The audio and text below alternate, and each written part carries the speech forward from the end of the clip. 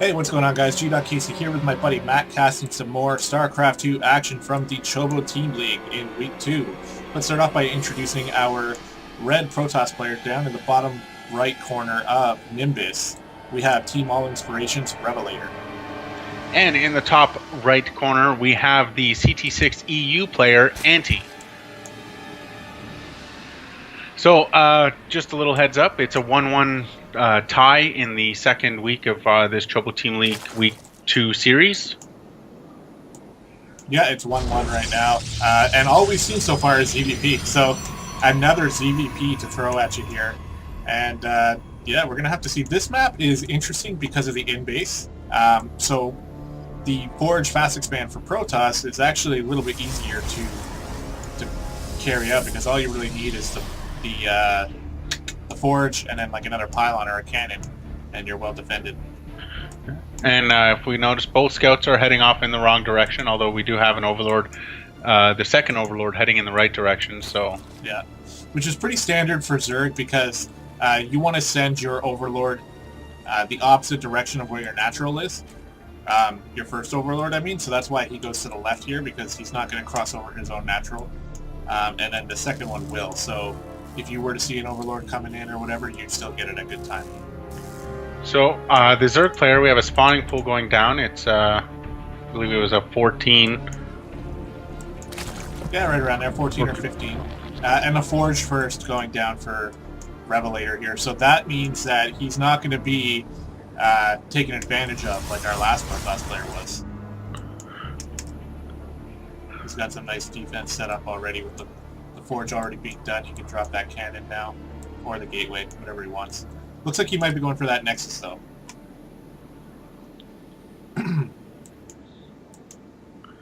If we look in the production tab, yeah, there goes the Nexus dropped, and we have the hatchery going down, or has already been put down by our Zerg player. So yeah, and he's not getting any gas at least yet, so it looks like he might be going for more of a I don't know. I mean, without the early gas, it means he's probably going to stay away from Lings. So we might see Roaches here, which is pretty standard against Protoss. A lot of times, I feel like we haven't seen a lot of Roaches so far, but I think we might see them this time.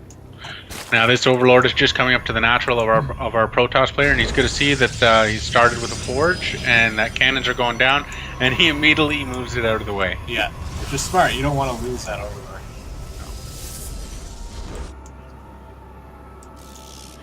And we have both gases being taken in the natural, or sorry, in the main for our Protoss player now. Yeah. Most likely to get that core out, get that warp gate, get a few stalkers or something. There's a few things on the map here, but they're not really going to pose much of a threat. Mostly just scouting for probes and pylons, I think. And there actually is a probe in the Zerg base right now, going to get taken out by that queen.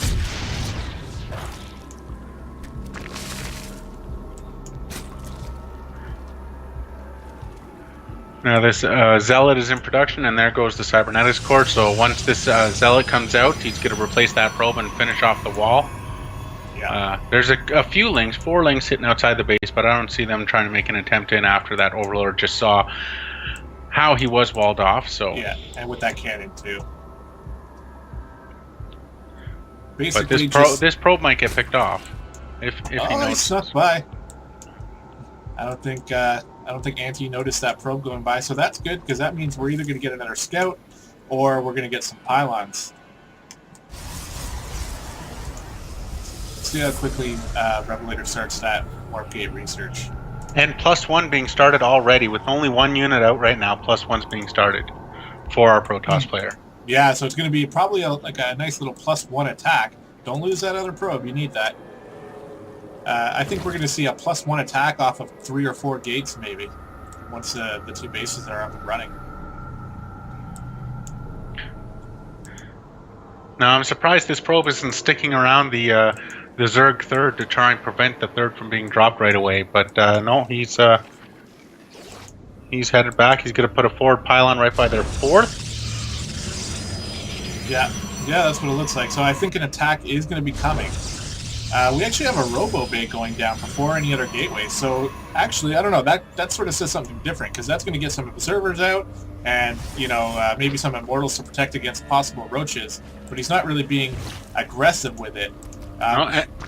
And there's no production coming out of the gateway, so it's literally +1. And a sentry coming out. Sorry, so not very many units being made. No gateways. One gateway. So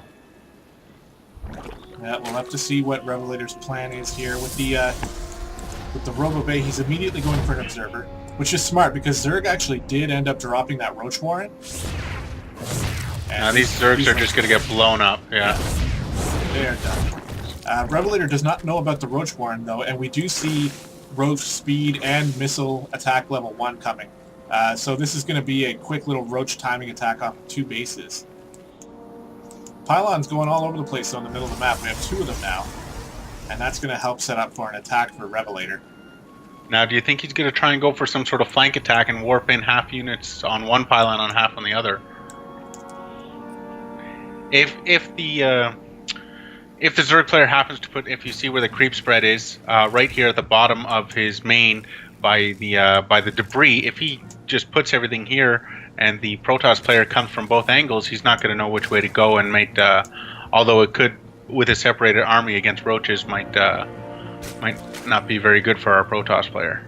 Not very good at all, but he does see the roaches here. He's got the observer sitting right above them, and there's 8 more on the way. This is going to be a large roach attack here. It's going to time very nicely with the +1 attack and the roach speed.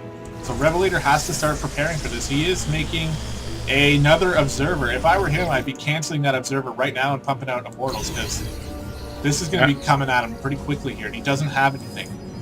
Yeah, just looking at the units tab right now, I see 21 roaches total, and versus our Protoss player only has 1 zealot, 3 sentries, and a mothership core. Now a second zealot's coming out, but and the roaches are coming. And look at this, he's not making an immortal yet, and he has the money for it. I'm not sure this is going to hit him too hard. I think. Look at all those roaches. And there's only 1 cannon and 2 sentries here. No. Colossi on the way now. I don't think that's really going to help him out too much. Nice force fields here, though, going to kind of delay this, and the mothership core is coming back, but oh my god, more roaches streaming in. And Anti here is just dropping a hammer with roach after roach streaming into the main. There's no units here to defend it. No, I think that was a very good timed attack. I don't think there's really... Now this Colossi, let's see what kind of damage he can do. Nothing. While microing away. No. He's not microing away. That Colossi is getting taken out ridiculously fast. Colossi aren't particularly good against roaches in the first place. And down goes the Robo Bay. Nexus Cannon is hammering away, but there's too many roaches with more streaming in. I mean, all Zerg has to do is push S and R and win this game. Now we have 4 Stalkers coming in, but he's just overwhelmed with roaches right now. I could see the GG coming any minute right now. Yeah. Yeah, and if only he had a couple Immortals, that would have defended that very nicely. Immortals and Sentries are the perfect counter to roaches. And he had the pieces, he just didn't execute it, unfortunately. Rope's coming off. Yeah, this is over. I'm surprised there's no GG yet. I don't know what this Protoss player thinks he could actually do.